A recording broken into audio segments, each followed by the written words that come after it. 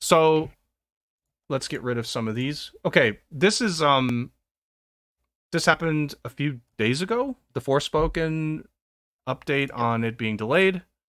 I'm gonna zoom in a little bit. So Forspoken is the game. Oh God, I don't remember how to describe it, but it was like it had like really nice free flowing movement, right?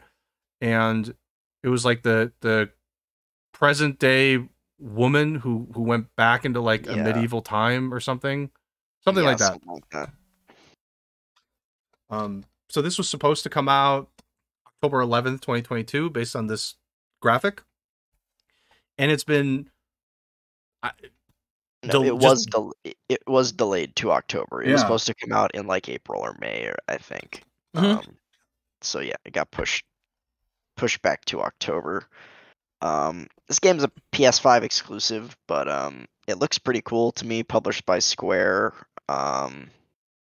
Looks sort of open world, and as Otto said, you have this modern day woman who somehow gets transported to some like medieval world and ends up fighting monsters and demons and is trying to figure out what's going on. But she's got what looks like a lot of cool like magic powers.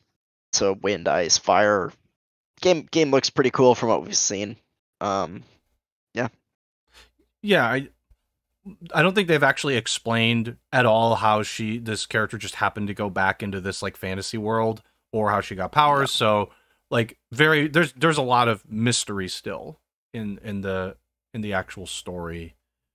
They've shown little bits and pieces, but was this a PS5 exclusive title? Yep, PS5 exclusive. Yeah. So unfortunately. Yeah, so this is actually a pretty decent delay. Like that's 7-month delay. That's a 7-month delay. So not exactly a quick short fix for them. I imagine something went wrong, and they're needing like over 6 months to fix it. It's quite a bit of time. Yep. So okay. Any other thoughts? Nope, that's kind of it. Okay. Everything announced at the State of Play for Sony, and there's a lot of things actually in this. When I was looking through it, there's quite a bit to look at and unpack. I'll just give my quick highlights for this. Okay, my first highlight is I don't know who decided they should copy Anthem, but you probably shouldn't have copied Anthem. But that being said, you have like Anthem suits fighting dinosaurs, which is it is a really odd concept, but not like unheard of. So that was obviously like a highlight. It's the Capcom IP, Exoprimal. I don't actually. I know there are people that are excited about Ghostwire Tokyo. I know nothing about it, so I'm just gonna skip that one. Isn't Stranger of Paradise Final Fantasy Origin the Souls-like quote unquote game? Yeah, kind of. I mean, it's from the Team Ninja who made the Nier games, so yeah, it's kind of like Souls, but it's it's Team Ninja's version of it. It's not FromSoft, but sure. But it's like it's similar. What else did we have here? They talk about Forspoken there. The Gundam Overwatch. Gundam Overwatch got confirmed for a Western release 2022.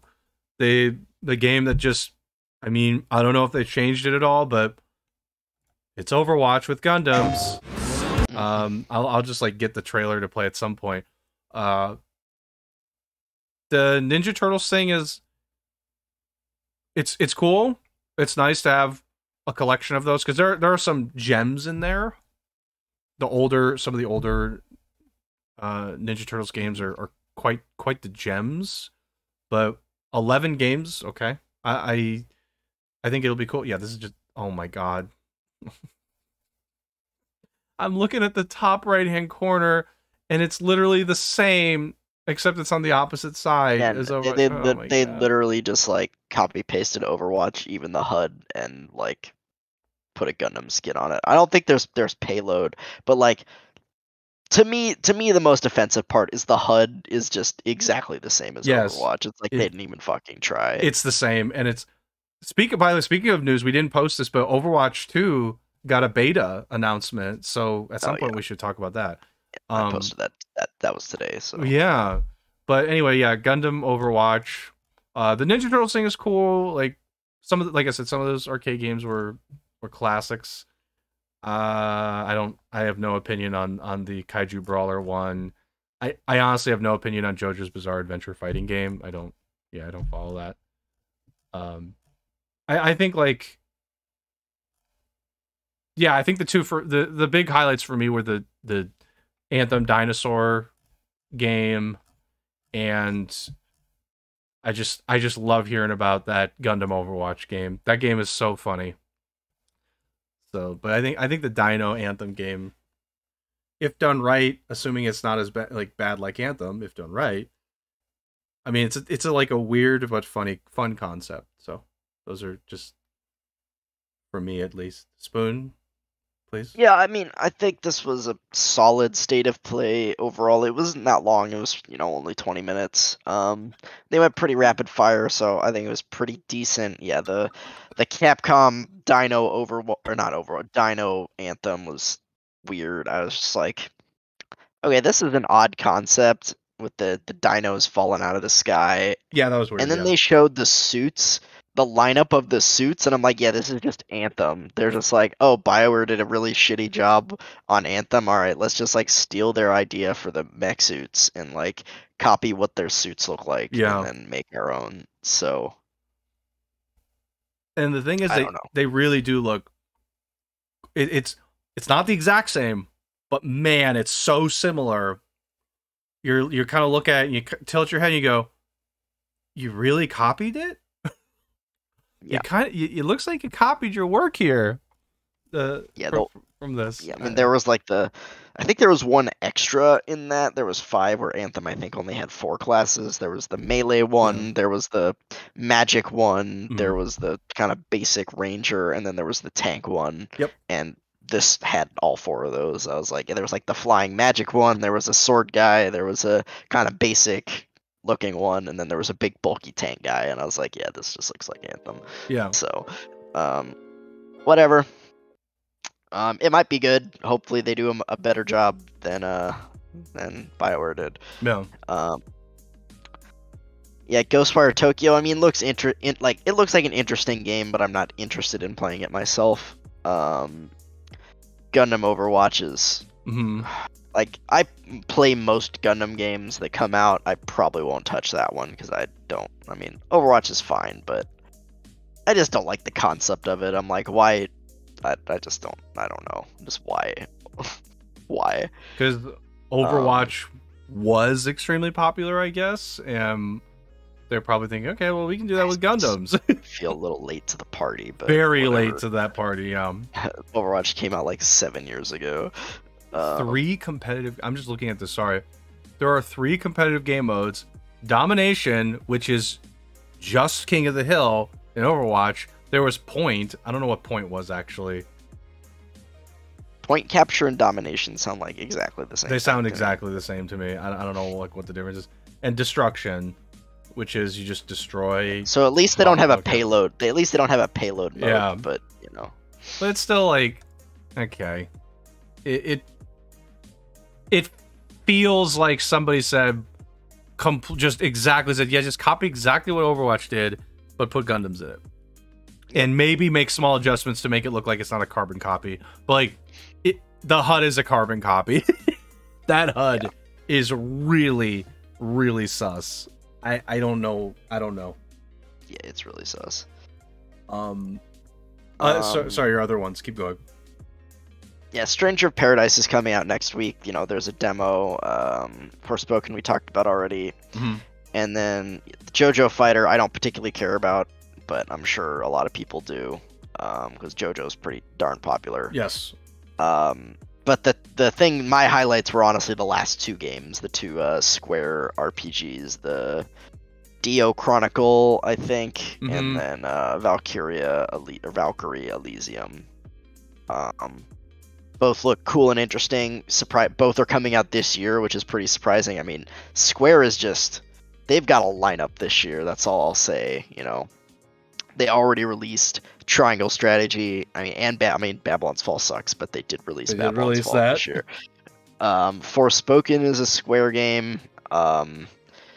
These two, the new Star Ocean, which was announced last year, is allegedly coming out this year as well. So Square Enix has got a lot for this year. Yeah, they're pumping out quite a bit.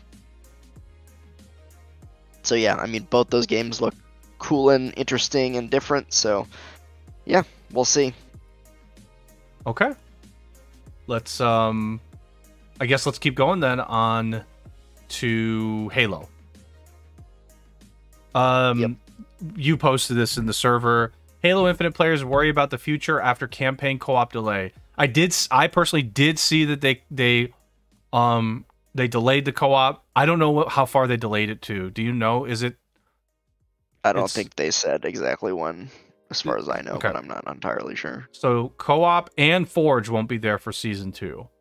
I'm just looking at sort of the rest of the article, and the rest of ours is detailing people's negative perceptions from this. I haven't played Halo in a while. I will say I do want to before the season ends, which I think it ends in like 2 months, because it says I think season 2 is May. So at some point I do want to start playing again so I can finish up the battle pass.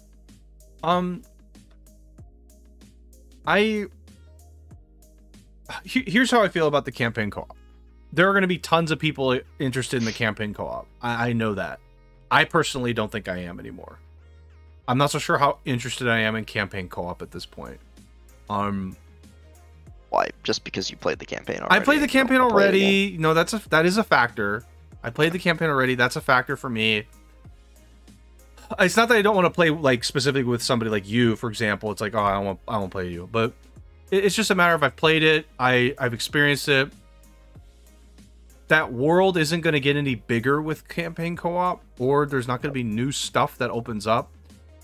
It's kind of just like you're playing the exact same campaign again, but you got a friend.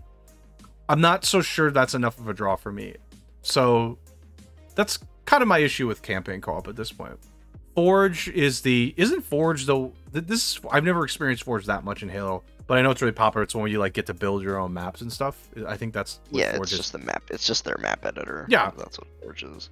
I also know, like, I'm personally not interested in Forge, but like I know a lot of people would be extremely interested in that. So the fact that they're delaying these like this, Halo had this like really big window where nothing else in the multiplayer shooter genre was like doing anything spectacular.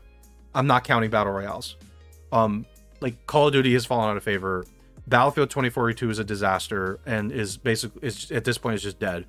Overwatch is losing popularity. Overwatch 2 got something today. Overwatch might come back. Overwatch 2. Overwatch 2 might come back, but like your main players, like, this was like a huge window that Microsoft and Halo had, and I feel like they're trying to come up with ways to screw up the window. Call of Duty is not going to get a new iteration for another year and a half. We know that. They said that. That's like a massive window for Halo to try and soak up more audience.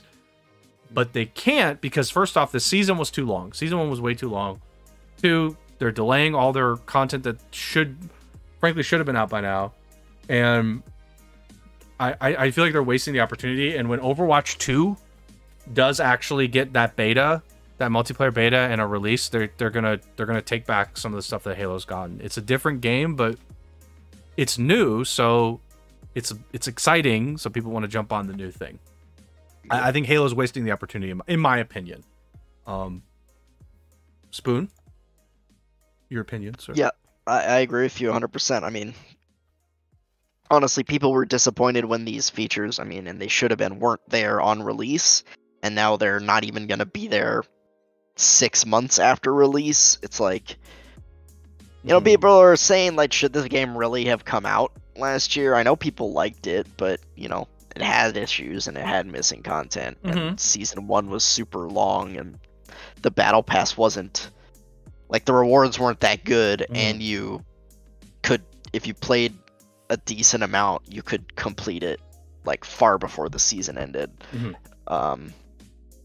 So yeah, I agree with you. I think, yeah, Halo is wasting their golden opportunity to kind of take the reins as being the top dog in the shooter market by all these delays. And yeah, we'll see, you know, when season 2 comes out, how much they add to multiplayer, because, you know, it says there's supposed to be new maps, new modes to multiplayer, which should help, and a new battle pass, I'm sure. So we'll see. But yeah, Halo is just, it was fun for a while, but it's just, yeah, the gameplay is good, but there's just not enough variety, and there's no progression right now, because most of the people who played Halo a good bit completed the battle pass like weeks ago, maybe a month ago. So yeah, like, yeah, most, if you're playing Halo every day, you've completed it like a month and a half ago at least. Yeah. If you're someone like myself or you probably haven't, but like you got really far, I'm sure, considering how much you played. I didn't get that far. I was like around level 50. I was like maybe 46, 47, 48. Yeah, but you probably had like I was playing pretty like consistently for about 2.5 months, and then I stopped. So like if you played consistently for 2.5 months, you got pretty far, I imagine. Yeah. Ghost, you know, my brother Ghost, he was nearly done. He was like level 90 or something like that. Yeah. So I think the fundamental issues, I'm looking at this Twitter post that they embedded in here saying that saying the game should have been delayed. Possibly the biggest problem with Halo Infinite is they had to put out so many fires, partially related to bugs, partially related to big team battle, partially related to the battle pass not being well implemented. They had to put so many fires out, and all that time that they could have spent on getting co-op ready, getting Forge ready, probably was wasted. Was wasted. They probably had to really stretch thin those other teams to try and fix all these other fires to put them out. So I do think season 2 should have been here now. Like season 2 should have been out by now. I feel like the season was way too long. Season 2 better not be the same length. Season 1 came out and started when Halo Infinite multiplayer released, what, October? They released it early. It was November. Okay. So it was November, December, January, February. It's going to be a 7-month season. It's a 6 month. It was a 6. It's a 6-month season. It's too long though. Even if it's 6. 6 is way too long for a season. Yeah. And generally they've said they're planning the seasons to be 3 months. So this one was like 2 seasons in one. Yeah, it was not a good call. It was a bad call. Like, I feel like they should have just delayed the game until February or March. Like, I know they wanted to hit the fall release window, obviously, but it feels like they just should have delayed the game till February or March, right? And then did season 1 then. Like, I think, yeah, I mean, like, obviously, if the game had come out, for example, last month, it would have had to, like, yeah, I'm sure somebody was like, we can't put this off anymore. We need to make money now. But if it had been delayed 3 months, then they probably would have had a more opportunity to get the co-op out, at least, if not on release, you know, in May.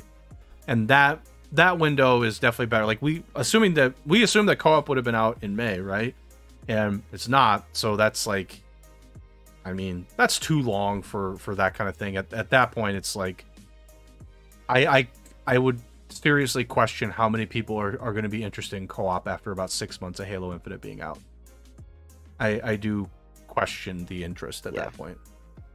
It's just like too long. It's like, most people who were really interested in Halo probably beat the campaign by now, and then some, maybe twice. So I don't know. I don't think co-op, unless like the campaign just fundamentally changes, is gonna do much at this point. Yep. Okay. Any other stuff? Nope. Okay. This is the Advance Wars delay. So I'll read the tweet. In light of recent world events, we have made the decision to delay Advance Wars 1+2 Reboot Camp, which was originally scheduled to release on Nintendo Switch on April 8th. Please stay tuned for updates on a new release date. There's no indication of when this will get released in the future, obviously because of the current events in Russia and Ukraine.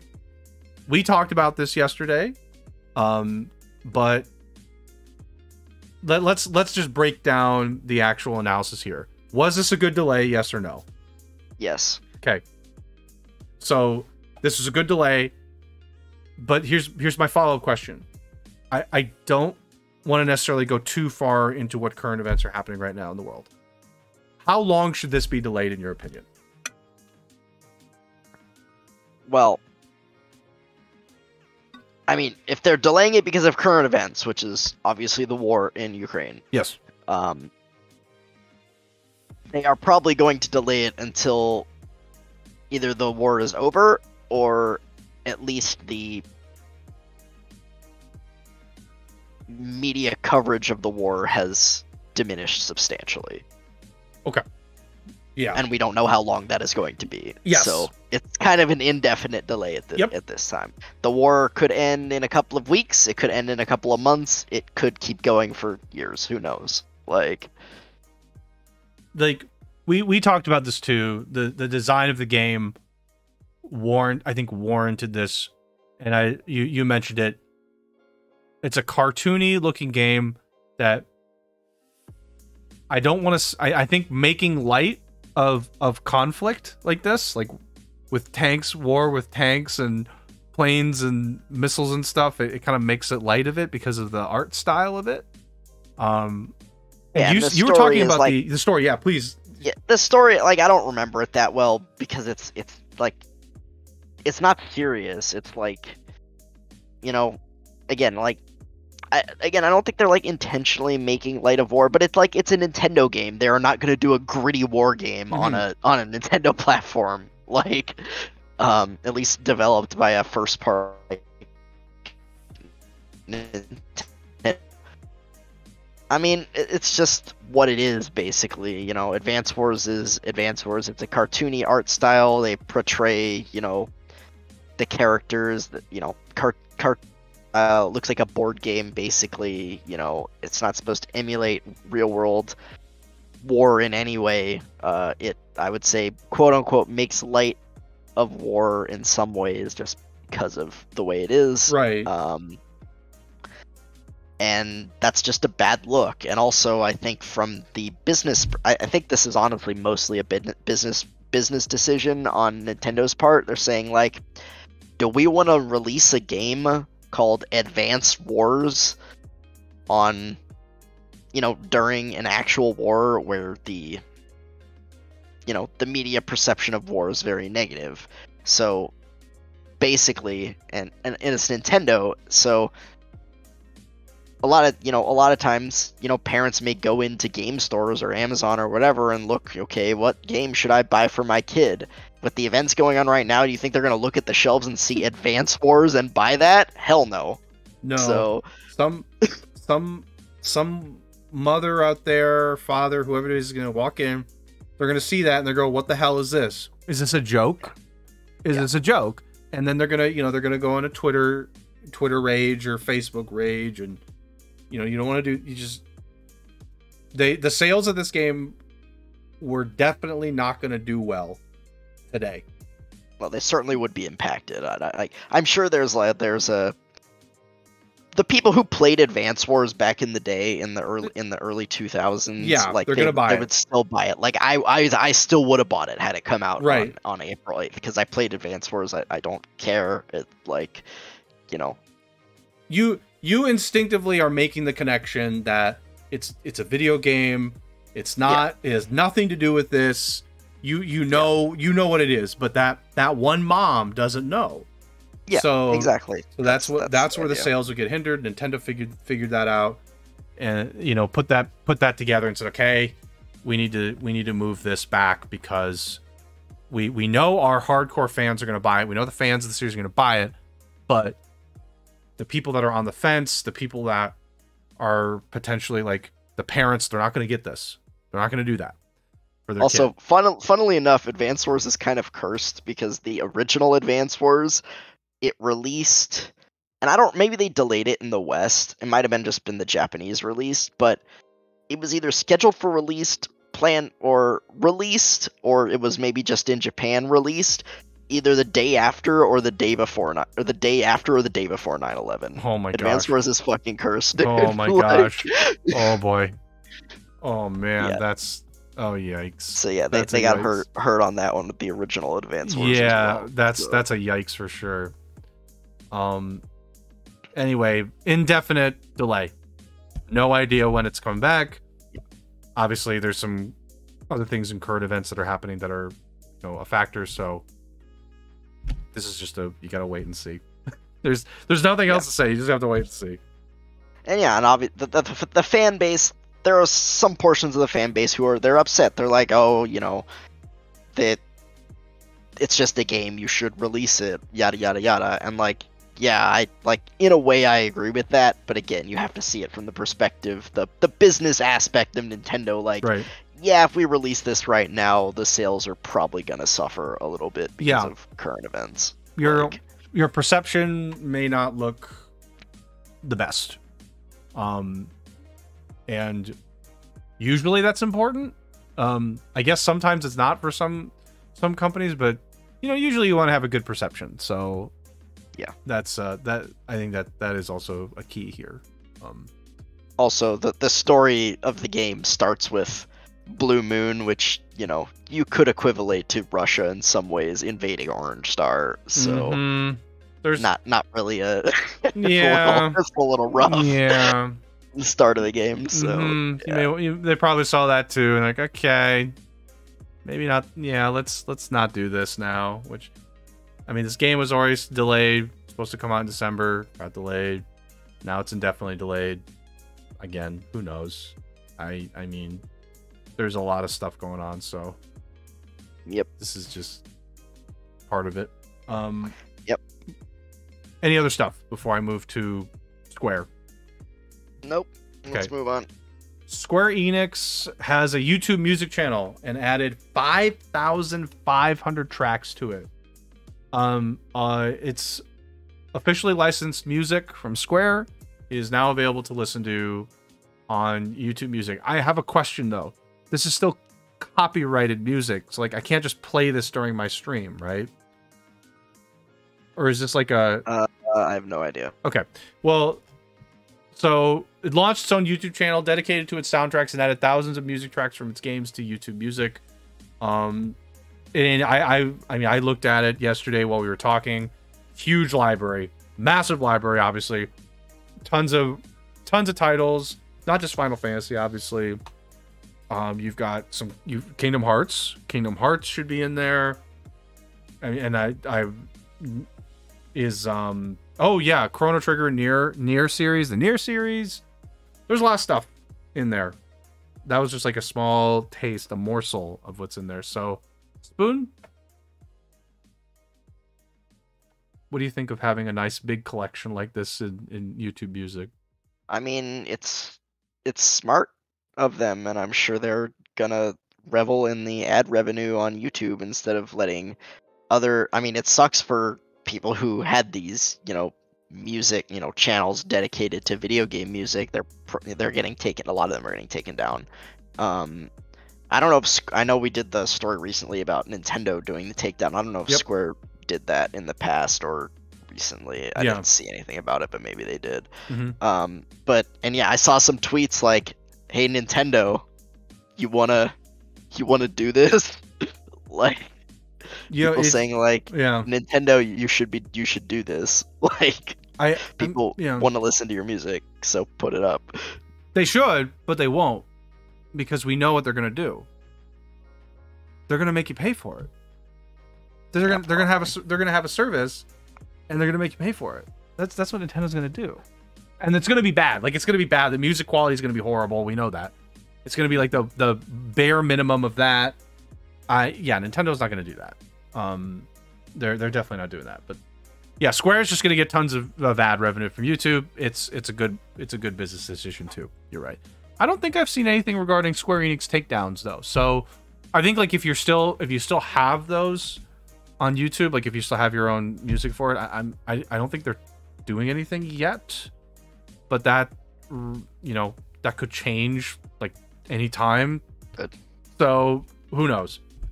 But at this point, I haven't seen anything. I could just check here. Square Enix YouTube takedowns, and we could see maybe they are. But it does, I mean, like I just searched it, and nothing recent is particularly coming up for that. So I don't think so. So that's good. They're putting their own thing up, their library up. Great. They're not trying to bully anybody else. Also good. I mean, I'm sure YouTube will push their channel to the top of the algorithm as well, in terms of if you're searching for Square Enix music from any of their games. If it's on there, I'm sure YouTube is gonna push that to the top of the search field. So you bet they will. Bet they will. YouTube is gonna do that. I am 100%. I would guarantee Square sent a note to YouTube too. They're like, hey, YouTube, we're gonna put our entire library up here. You want to promote that a little bit? Just a little bit. I'm sure YouTube would be doing that. Maybe they like gave YouTube a couple bucks. Here's some money. Promote our channel. Make sure people see it. Yep. Okay. But yeah, more. I mean, I think it's good for Square Enix because they're probably gonna make some ad revenue off of it. And I mean, to be honest, I mean, it's bad for content creators who did this in the past, but it's good for most people because the music's just there. It's free on YouTube. You might have to sit through ads occasionally, but that's YouTube. Yeah, that's part of it. Yeah. But I think for the most part, it's good. Mm-hmm. Good for gamers in the long run, just to have access to the huge library of game music. So yeah, I agree. Okay. Did I add this or did you add this one? 8 more counts of alleged sexism and discrimination at Sony PlayStation have been added to a potential class action lawsuit against the company. Try. So yeah, I forgot who added this. We'll have to I think. Oh, that was you. It was you. It was me. Okay, I must have found this. This is from Game Informer. So there's a class action lawsuit for sexism at PlayStation. I wish I could say I'm surprised, but I'm not. I'm really not surprised. Nope. I just am not surprised.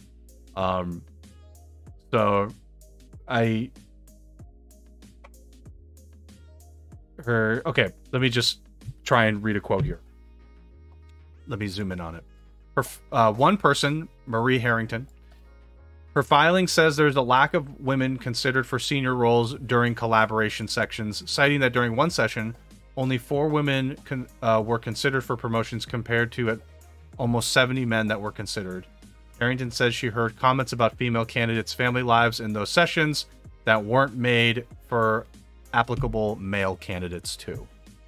Okay, so it seems like in this case it is just strictly, obviously we haven't seen the rest of them, but like just discrimination to potential new roles, potential promotion opportunities, and that is bad, very bad. You should. I'm not, yep. But I'm not surprised though. This kind of stuff, it happens all the time.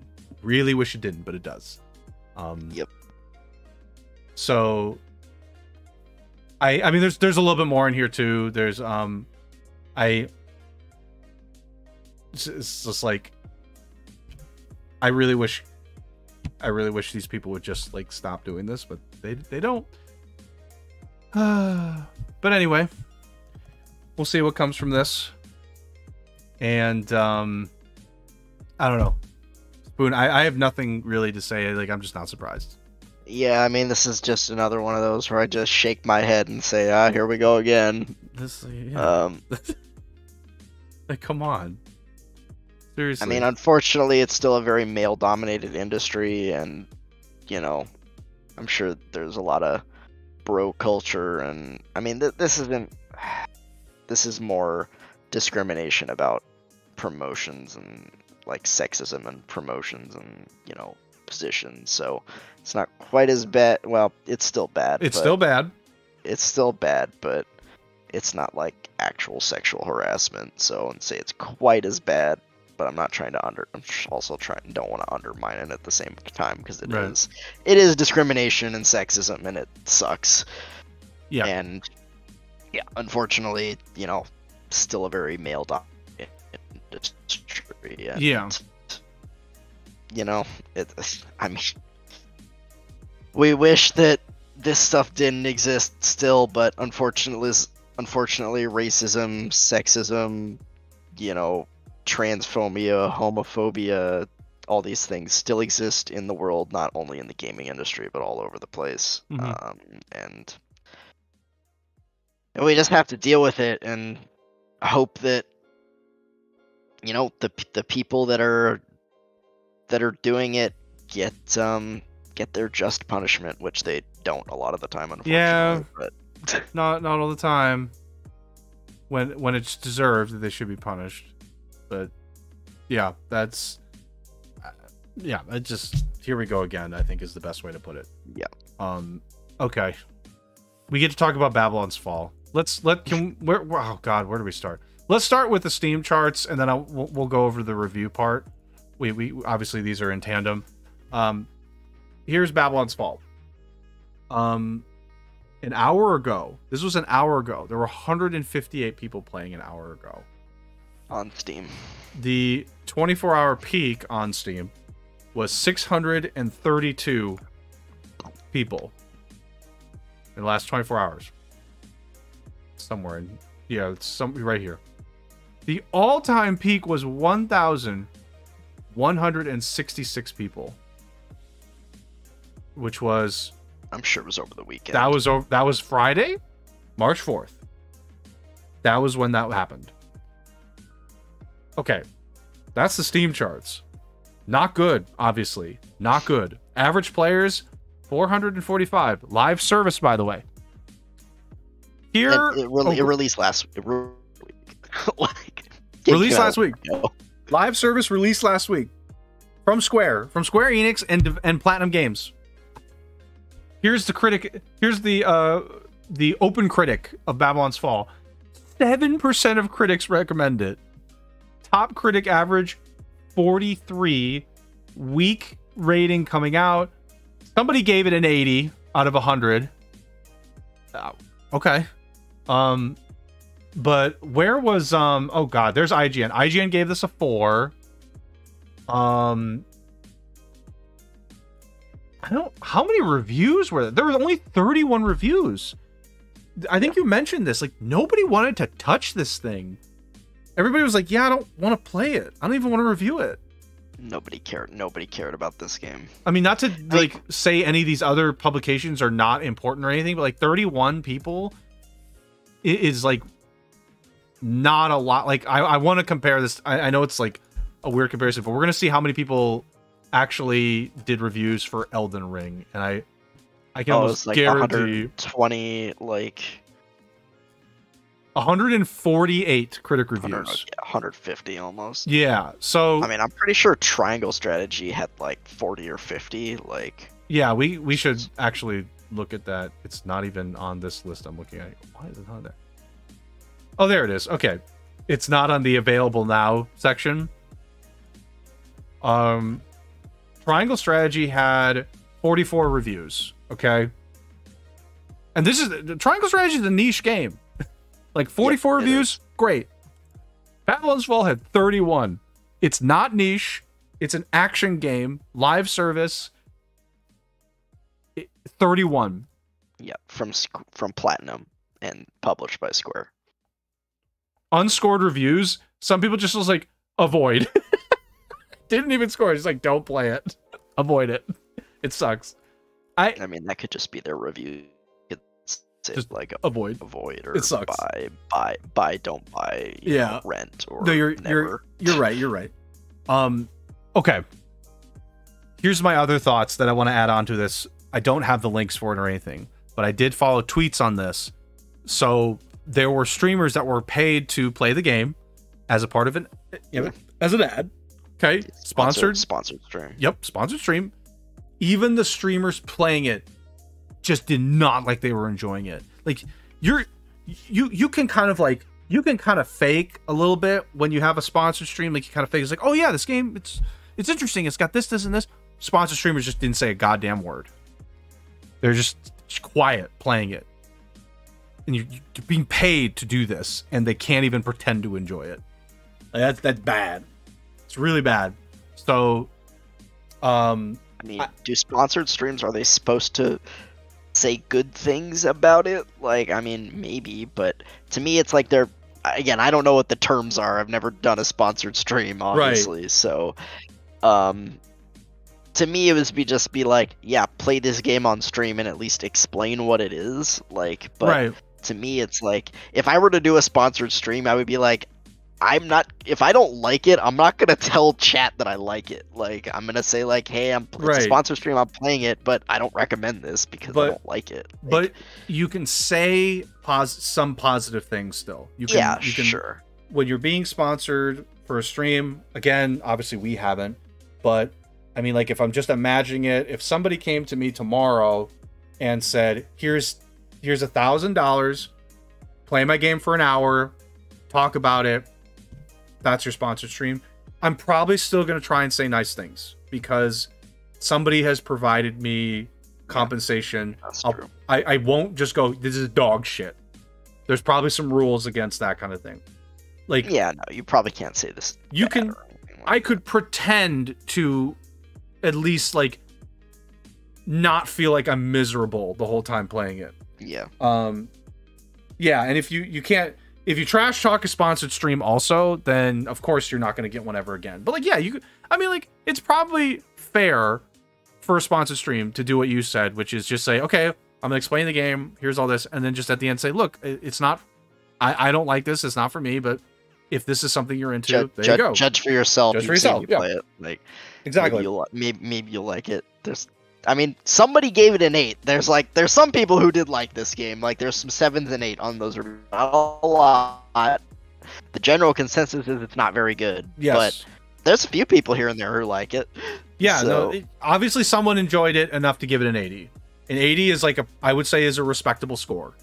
A 7, I think, is still a respectable score. It's decent. But 6 is like, yeah, this is problems. This has problems that can't really be avoided. I want to see, somebody gave it a 1. Oh my god, a 1.5 out of 10. 1 out of 5. Like, this is a disaster. So like you talked about before, I just want to point this out. Square has a lot of things coming out this year. Okay, they got a lot of stuff coming out, and this particular game came out this year and is a live service. Those are two facts. This is the 3rd live service we've seen attempted by Square Enix within the last couple of years. Marvel's Avengers, obviously. We have to invoke the name, I think, almost every podcast if we can. Outriders was not technically a live service, but it probably should have been. But it should have been. Good, the one that they decided wasn't a live service, that is the one that people liked and should have been a live service. Correct. And the two they made live services were bad. It wasn't amazing. Obviously, it wasn't amazing.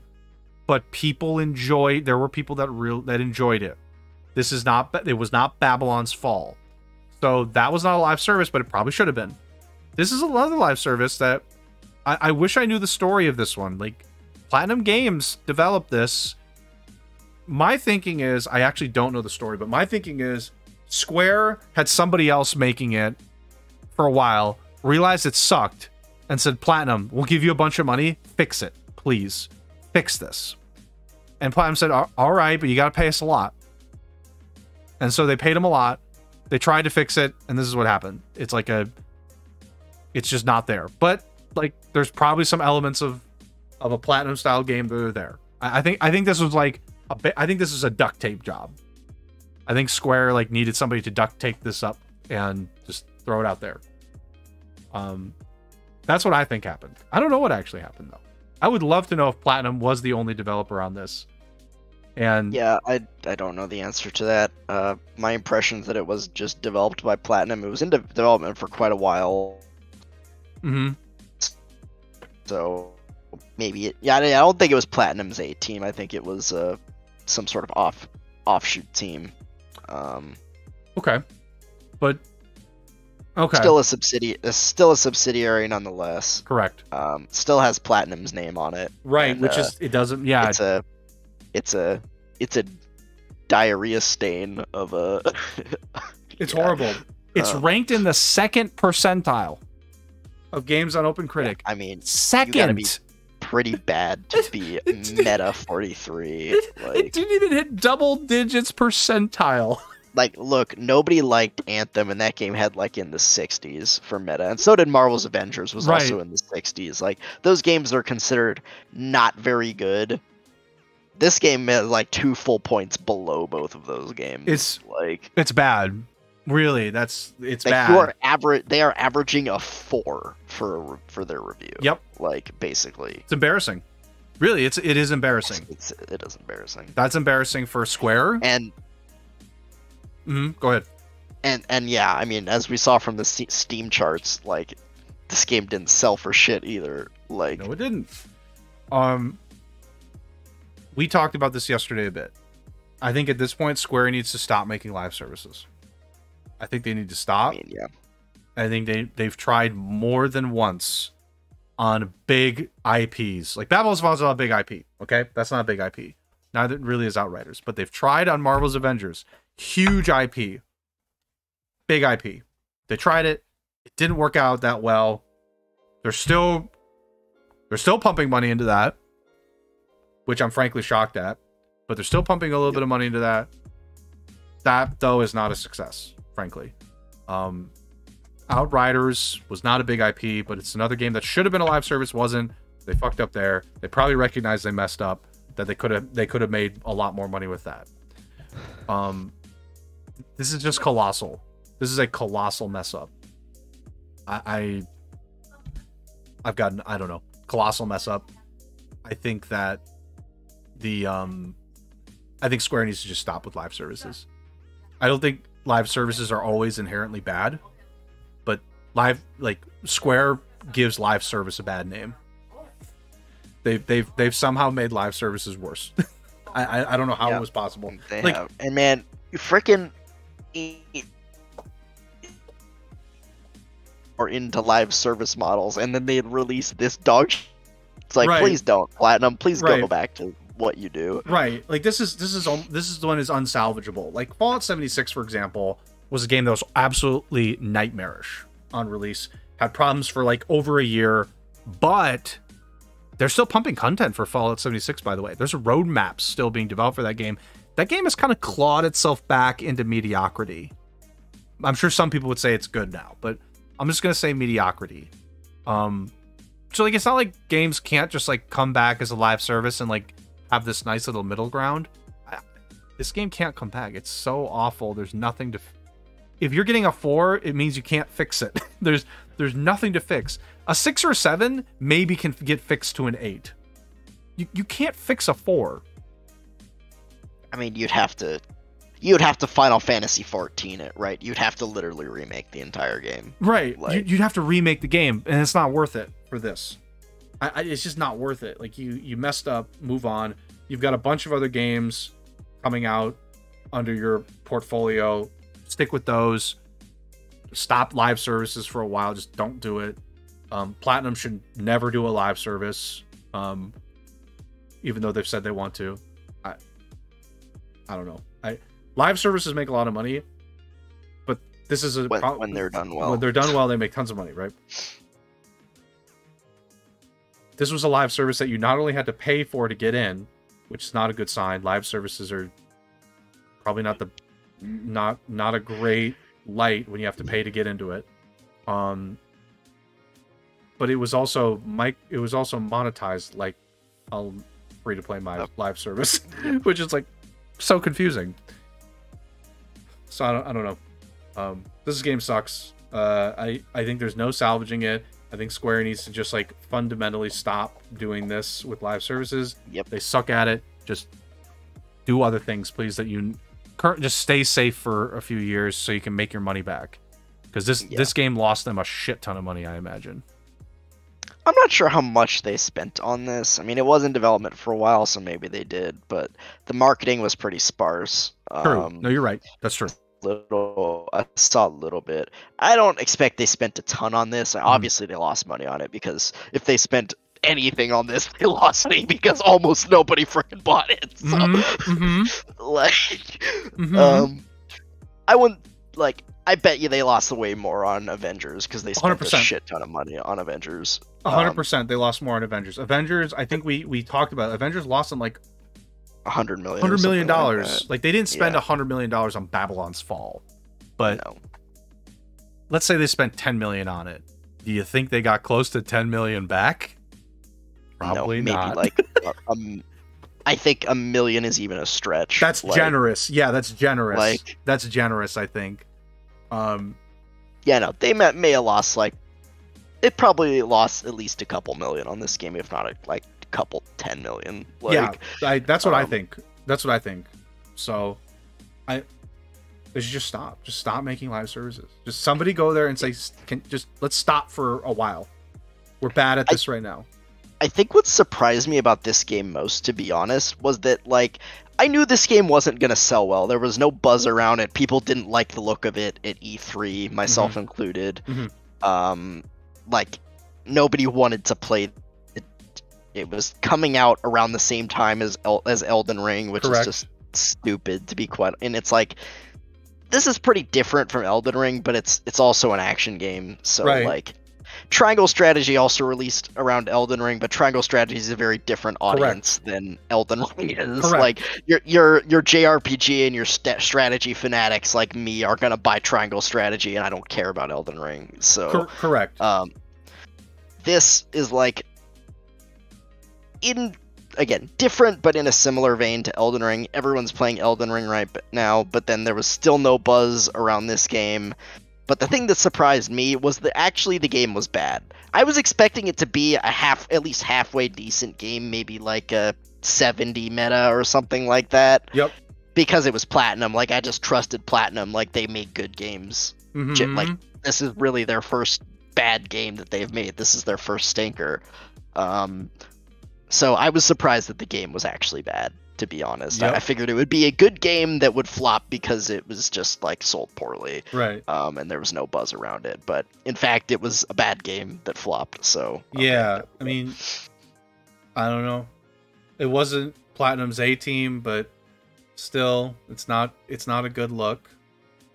I mean, that also means that people had to care, though. I'm not sure how many people cared about Babylon's Fall in the end. Like, they probably don't even know who... Maybe, I don't know. Babylon's Fall didn't get enough marketing for maybe people to feel like, oh, Platinum's... Well, what's going on with Platinum? Probably didn't necessarily get enough of a push for people to maybe recognize that. Yeah. But...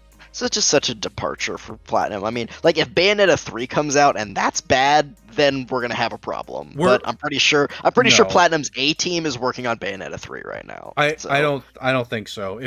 If that game was bad, you'd have a BioWare on your hands. Yeah. You'd have a BioWare where it's like, what's going on? What's going on? Why are we making garbage now? Why are we making garbage? What happened?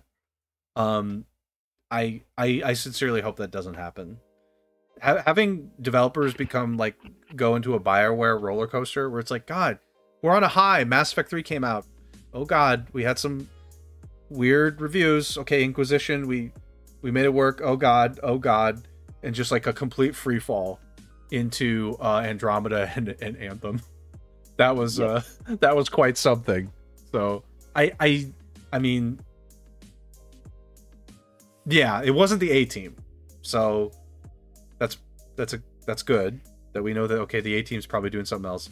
But again, like, you know, if the A-team can't do it, which probably highly unlikely, but still, you don't want a BioWare on your hands where your developers in free fall because they're like, we can't develop games anymore because we're too all disorganized, and also we don't know how to make good games anymore because all the people that we used to have to make good games bailed. Yep, because the big hand of EA opened the door.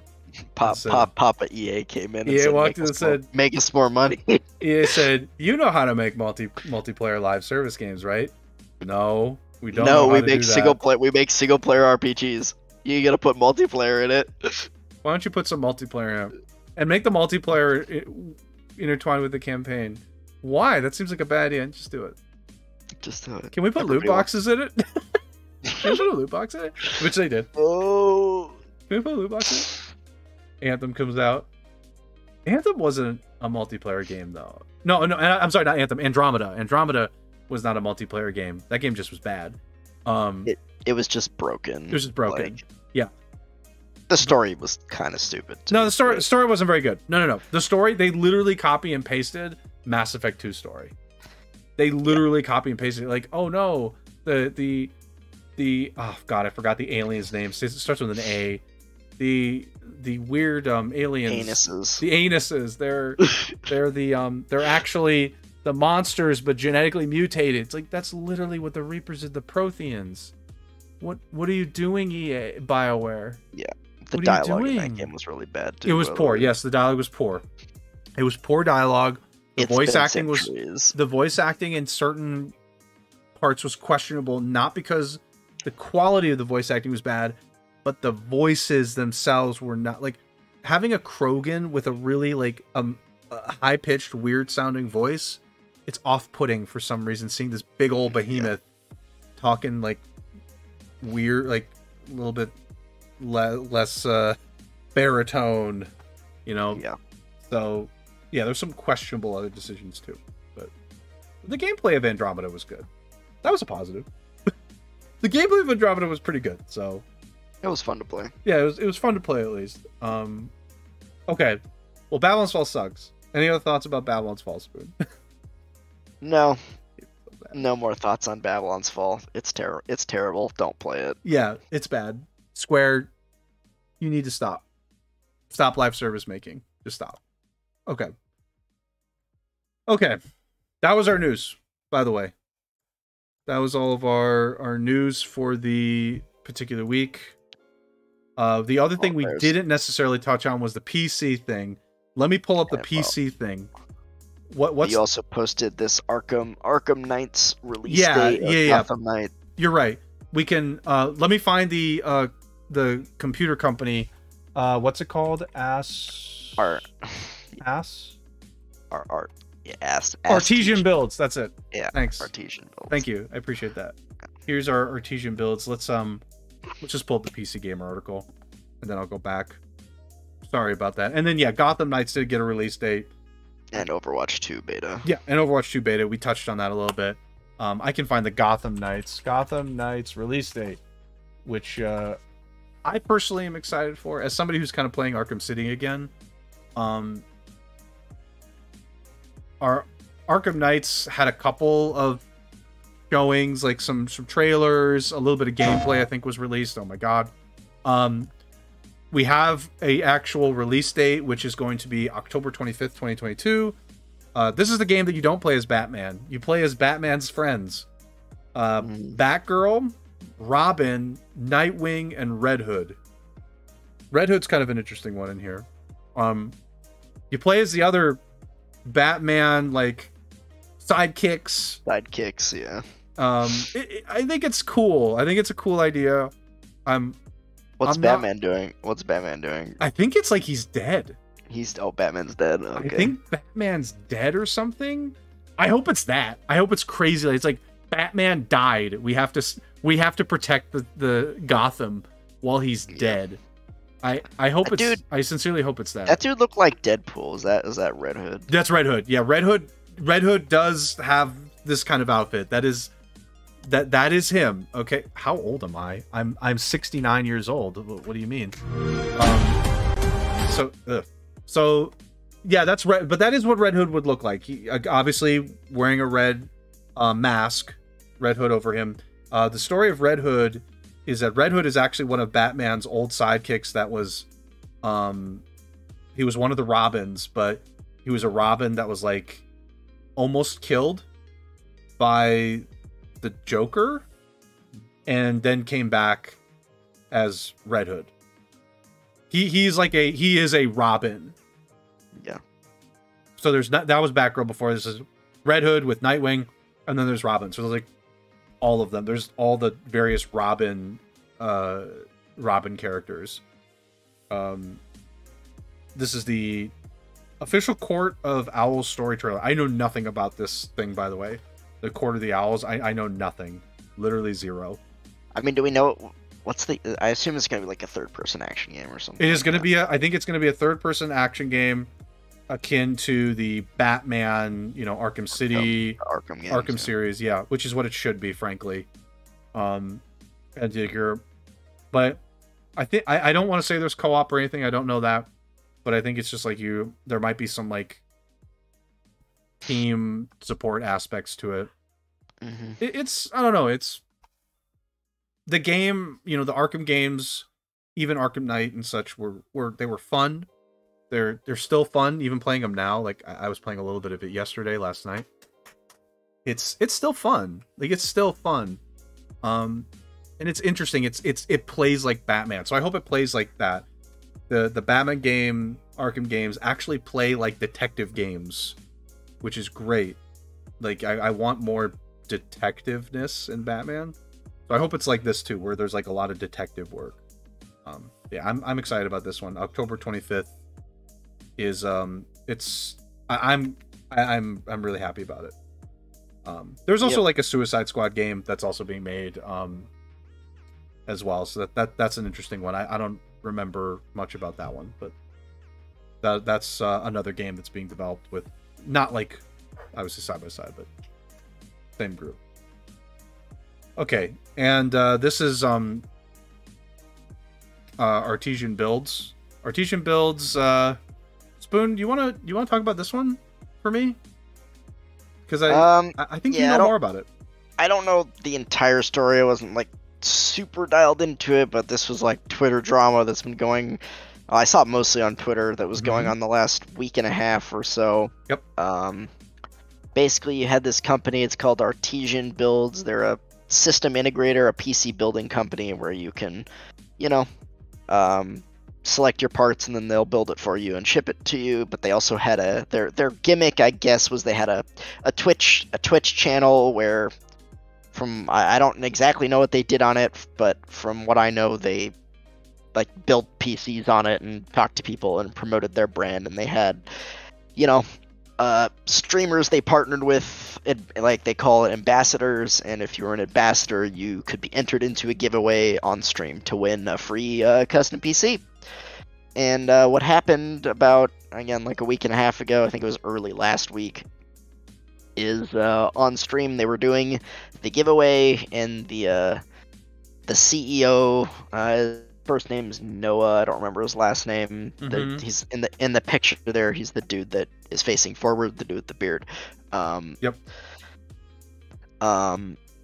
Basically, they did the drawing for the PC. It went to a small streamer that I do not remember the name of, and he basically changed the rules of the giveaway on the spot and said, no, this person, isn't big enough. They only have X number of followers or whatever, and they're not helping me promote my brand enough, so I'm just gonna snub them and give it to someone else who I think is more qualified.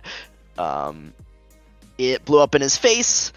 Twitter, it got out. It blew up in his face. Twitter went all in on him.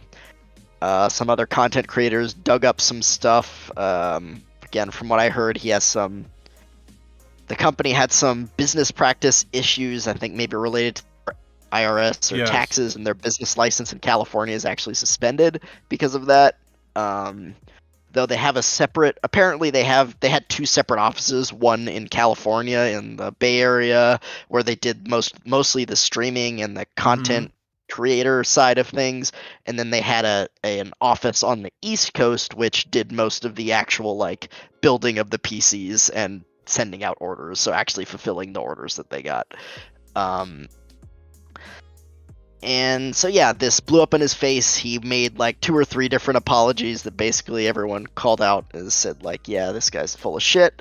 And as of like a couple of days ago, the company is basically shutting down. They have laid off all around 40 to 50 of their employees. They are canceling all orders, but apparently not issuing refunds for their outstanding orders and they are not going to fulfill them. So those people who have outstanding orders should, if you're unable to get your refund through the company, you need to contact your bank or your credit card and tell them to backcharge that because you aren't going to get your freaking PC. So I have some stuff here that I want to share at the bottom of this article that's going to add on to things. So reported here's some reports here. According to Slack messages sent to I think this is Gamer Nexus, access to the company's bank account was frozen on March 7th, and then the CEO authorized employees to stop giving refunds. So that's kind of just adding on to it. So they just couldn't use their money. They just quite literally couldn't use their money. Specifically, there was some tax problems. I think you mentioned it.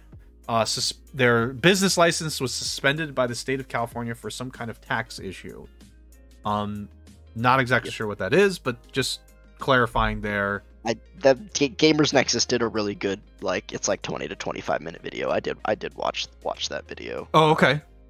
But yeah, it's a good video. He doesn't explain all the details of the situation, but he did get some insider information because he was trying to coordinate an interview with the guy, with Noah, to help him, not necessarily help him, but just to get the full story and give him a chance to plead his case, basically.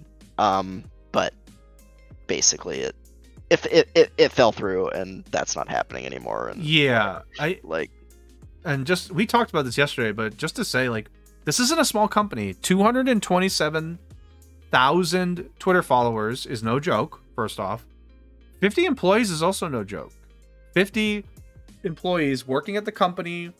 They're in San Francisco, which means you have to pay them a decent amount. By the way, the living wage in San Francisco is not a small amount. It's really not.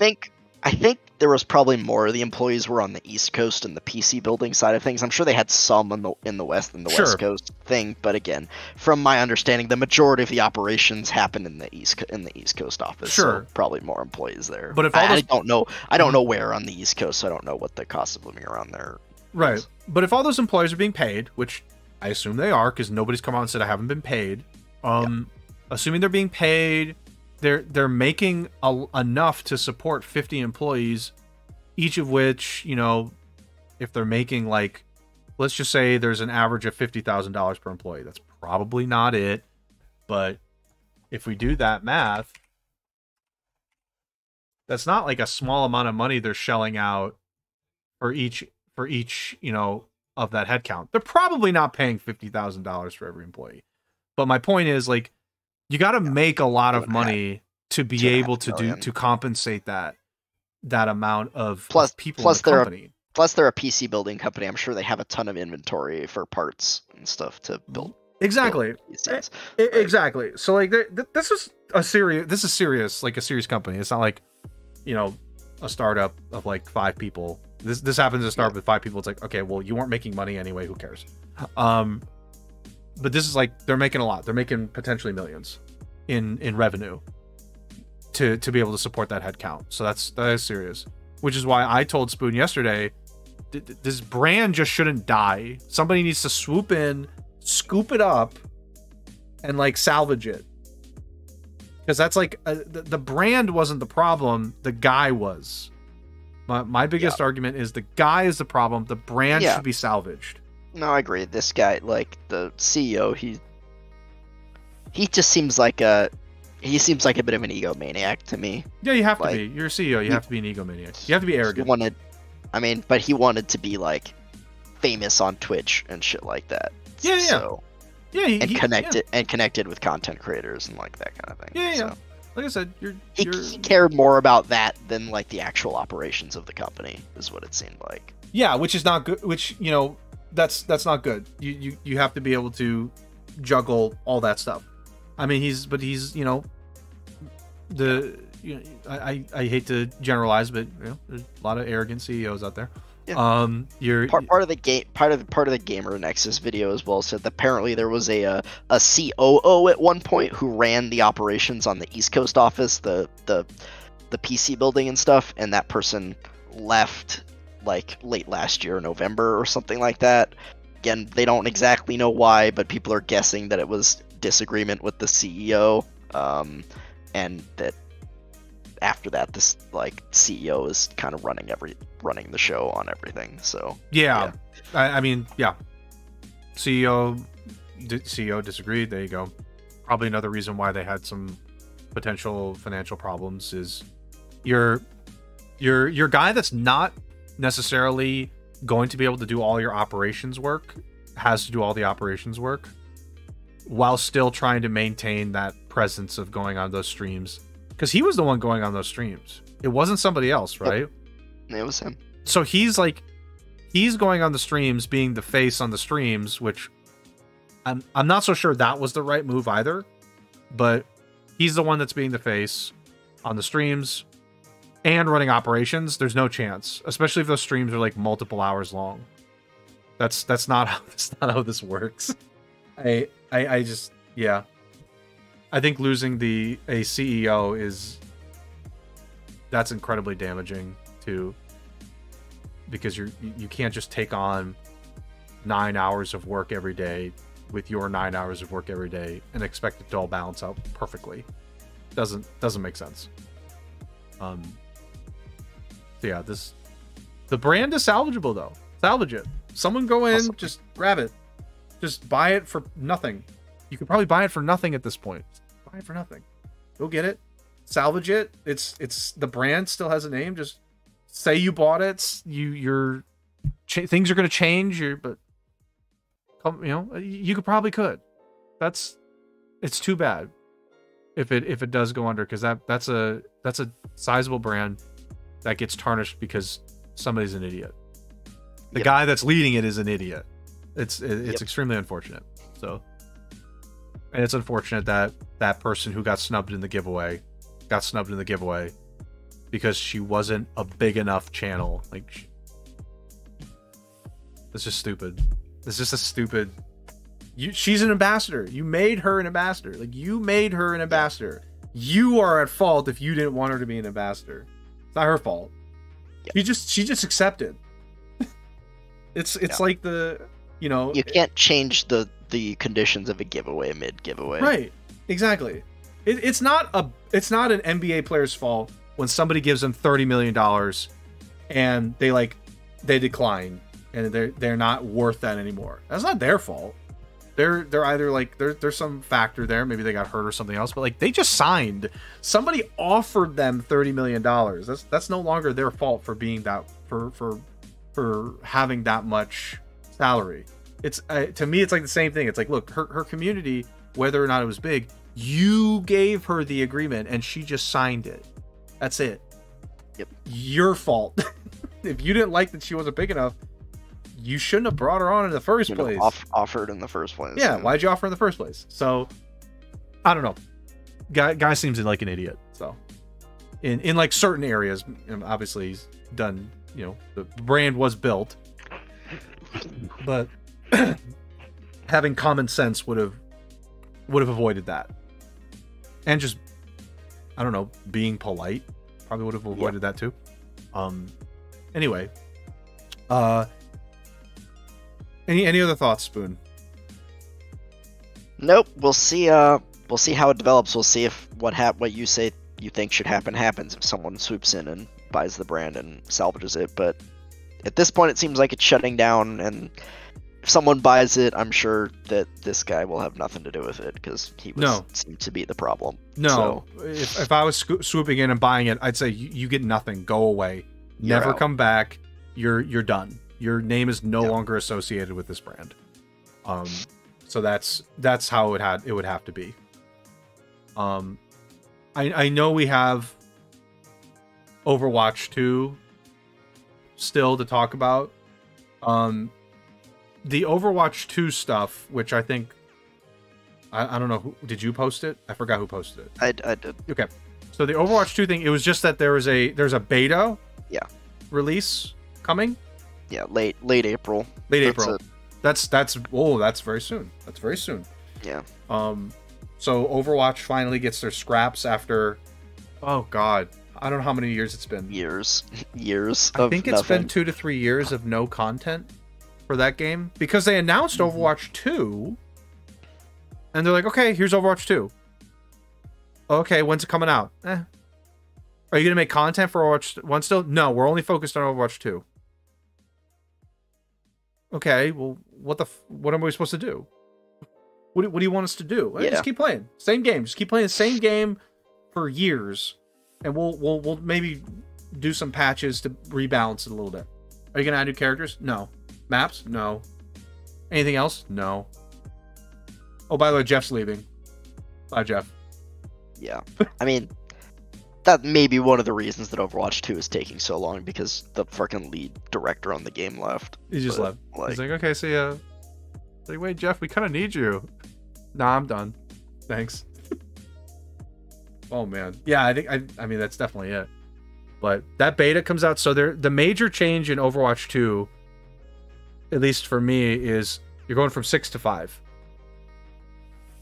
Oh, yeah, Echo was added in 2022, so it has been 2 years. 2020, yeah. Okay, so 2 years. The game is going from 6v6 to 5v5. Okay, so that's a major change. One tank.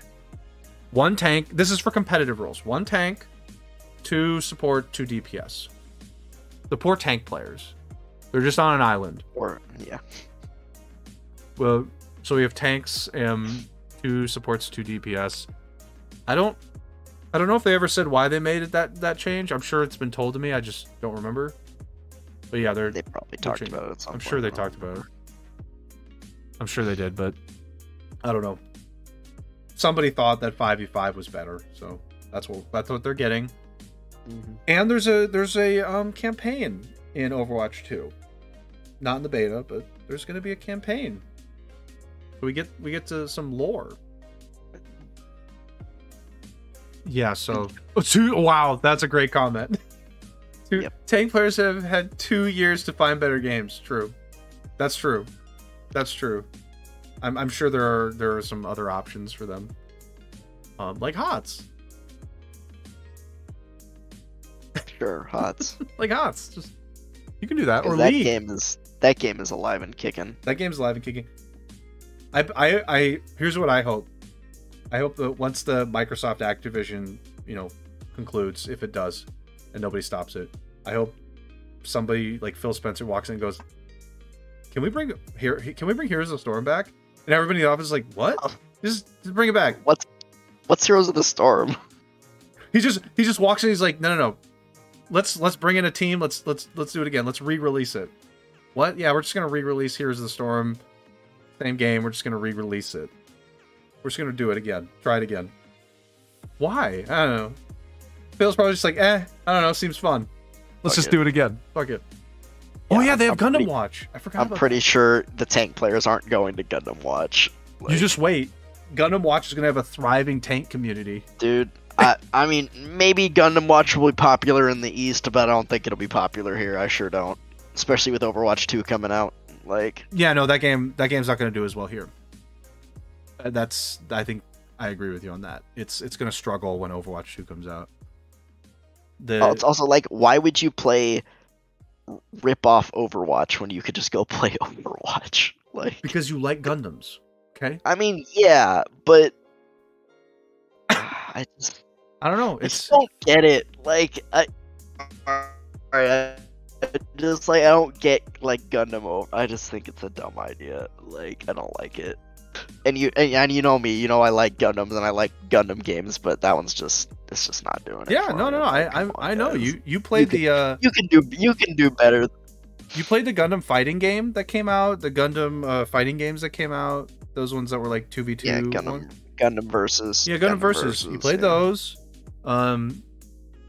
There's another Gundam game which I won't speak of. I'm not even going to invoke its name. That came out that you I don't think you played it. I'm not going to invoke its name though. It's a curse to invoke its name. You're saying I didn't play it?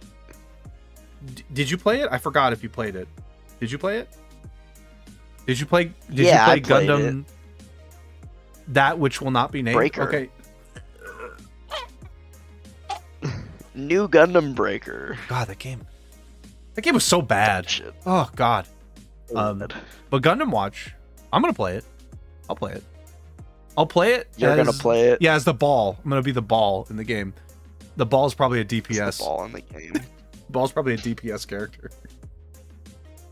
There's ball in Overwatch as well, so it's a nice crossover, and people like the hamster in Overwatch. People like it. The hamster's great. Everyone loves the hamster. That's what I hear. Nobody complains over the hamster as a character in Overwatch at all. Super fun to play against. That's what I hear. Yeah, Hammond. Hammond's the hamster. Yeah, hamster in the ball. Okay. And anyways. Yeah. Anyways. Okay. Any other Overwatch stuff? That's the news. That was that's it? that was Okay, a lot that's of news. That's it. Yeah. No.